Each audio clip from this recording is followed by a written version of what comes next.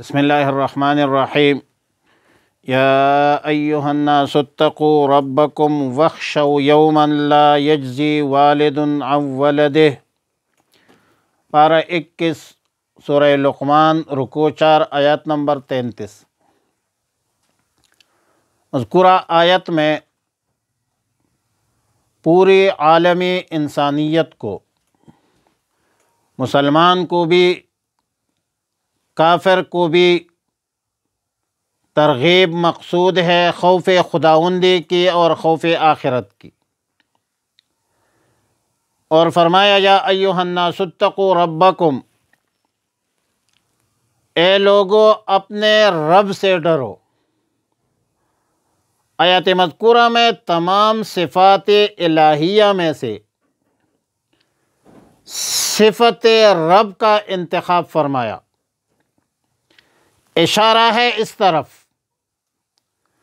کہ اللہ کے طرف سے جو خوف کا حکم ہے وہ درندگی، عداوت کی بنیاد پر نہیں، تربیت کی بنیاد پر ہے۔ مثلا ایک بندے کو کسی درندہ سے خوف ہوتے ہے یا دشمن سے خوف ہوتے ہے، وہ خوف ادھر مراد نہیں، بلکہ اس خوف سے مراد وہ خوف ہے جو بڑے بزرگ، والدین، اساتذہ اپنے چھوٹوں کو سمجھاتے ہیں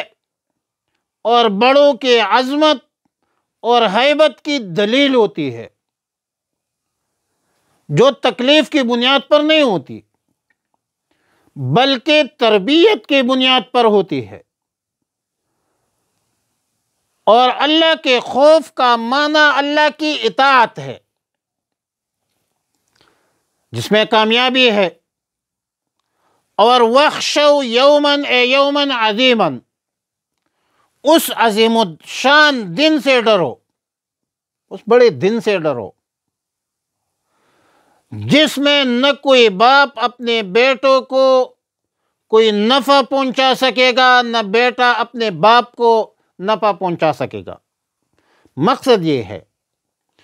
کہ وہ باپ بیٹا جن میں ایک مسلمان ہو ایک کافر ہو، تو مسلمان باپ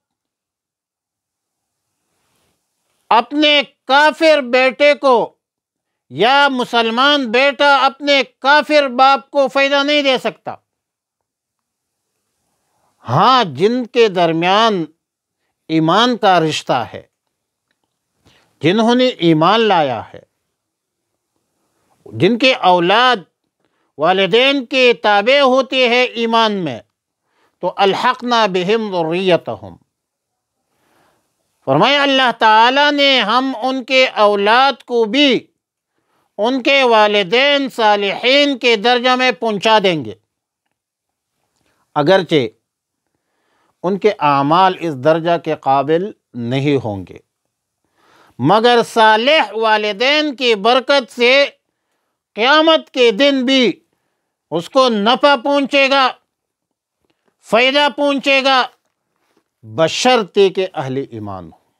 ایمان کی دولت سے مالا مال ہو، ایمان کی نعمت سے مالا مال ہو۔ اور ایک دوسری روایت میں ہے، آیات میں ہے کہ جنات عدن يدخلونها ومن صلح من آبائهم وازواجهم وذریاتهم،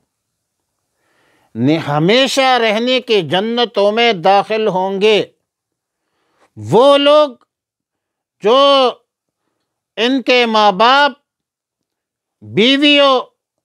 اور اولاد میں سے اس کے قابل ہوں گے، بشرطے کہ مومن ہو۔ اب ان دونوں آیتوں کو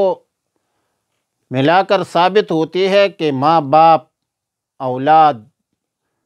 والدین، شوہر بیوی اگر مومن ہو تو پھر ایک دوسرے کو محشر میں، قیامت میں ضرور فائدہ دیں گے، اور متعدد روایات سے اولاد کے لیے باپ کی شفاعت بھی ثابت ہے۔ لیکن بہرحال والدین کا اپنے اولاد کی شفاعت، سفارش،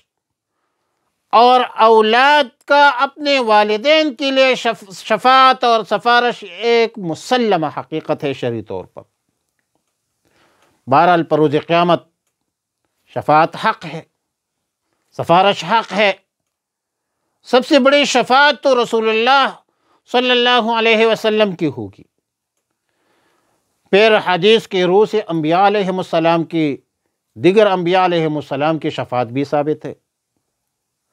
شہداء کی شفاعت بھی ثابت ہے حدیث میں، علماء کرام کی، حفاظ صلحاء کی شفاعت بھی ثابت ہے روایت میں۔ اللہ کا وعدہ ہے، اللہ کا وعدہ حق بھی ہے، سچا بھی ہے، پکا بھی ہے، لہذا دنیاوی زندگی کے بہکاوے میں نہ آیا کرو۔ دنیاوی عیش و عشرت آپ لوگوں کو دھوکہ نہ دے، آپ لوگوں کو دھوکے میں مت ڈالے، نہ ڈال دو اپنے آپ کو دنیاوی دھوکے میں، شیطان کے بہکاوے میں نہیں آنا چاہیے۔ لہٰذا جب آپ شیطان کے بہکاوے میں، گمراہی میں، ضلالت میں، سفاہت میں نہیں آئیں گے تو پھر آپ اللہ کے احکامات اور رسول اللہ صلی اللہ علیہ وسلم کی تعلیمات پر عمل کریں گے، اور رسول اللہ صلی اللہ علیہ وسلم کی تعلیمات اور اللہ کے احکامات میں دونوں جہانوں کی کامیابی ہے، دنیا کی بھی کامیابی ہے، آخرت کی بھی کامیابی ہے۔ فرمایا یا ایھا الناس، اے لوگو، یا ایھا الناس اتقوا ربکم، اے لوگو ڈرو اپنے رب سے، وخشوا یومن، اے وخشوا یومن عظیمن، خوف کرو اس عظیم الشان دن سے، لا یجزی کام نہیں آئے گا، والدن کوئی باپ،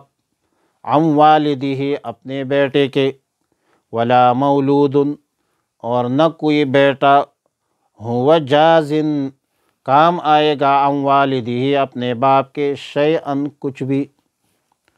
ان وعد اللہ حق، بے شک اللہ کا وعدہ سچا ہے، فلا تغرنکم الحیات الدنیا، پس دھوکے میں نہ دے تمہیں دنیا کی زندگی، ولا یغرنکم اور دھوکے میں نہ دے تمہیں، دھوکہ نہ دے تمہیں،